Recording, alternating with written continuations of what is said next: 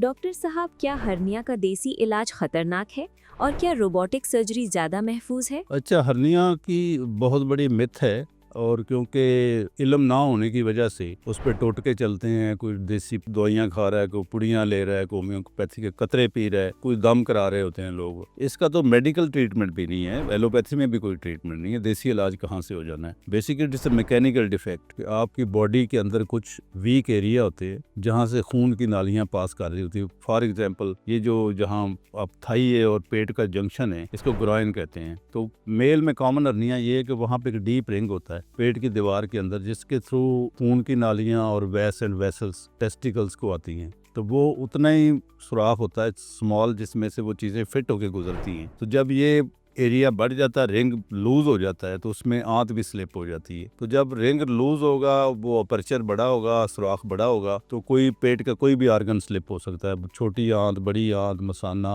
Ovaries, fallopian tube खवातीन में। तो ये डिफरेंट टाइप के हर्नियाज होते हैं। और जब मैकेनिकल डिफेक्ट को तो फिर जब तक करेक्ट ना करें, उस सुराख को बंद ना करें, उसको टाइट कर पे उस पर मैश ना, जाली शीट ना लगाएं, तब तक तो कभी भी ठीक नहीं होता ये। और इसकी कॉम्प्लिकेशन बहुत ज़्यादा, लोग 10-10 साल हर्निया लेके फिर रहे होते हैं। और हर्निया इतना बड़ा होता है कि वो बिल्कुल मतलब इतना ह्यूज होता है कि वो थाई के मिड तक आया होता है कई दफ़ा। और कई दफ़ा उसमें आंत ट्विस्ट हो जाती है, बिया ब्लॉक हो जाती है, तो उसमें गैंग्रीन होने के चांस बहुत ज़्यादा होते हैं। तो जितना हर्निया बड़ा होता जाएगा उतना उसको ऑपरेट करना भी मुश्किल हो जाता है। कई दफ़ा इतना होता है कि लोगों के पूरी आंत हर्निया के अंदर पड़ी होती है, और बाद में जब उसको ऑपरेशन करने का टाइम आता है तो वो इतनी आंत को आप पेट में लेके जाएंगे तो पेट छोटा हो चुका होता है। तो वो ऐसे जैसे आप 1 किलो शॉपर में 2 किलो चीनी डाल दे तो वो बैग फटेगा, तो उस पर उनका सांस लेना मुश्किल हो जाता है। इसलिए लोगों को एडवाइस ये है कि हर्निया जितना छोटा हो उसको ऑपरेट कराए, उसके रिजल्ट भी बहुत अच्छे हैं। पहले हम ओपन करते थे, फिर उसके बाद लेप्रोस्कोपिक सर्जरी आई, उसके भी रिजल्ट बहुत अच्छे हैं। अब उसकी जदीद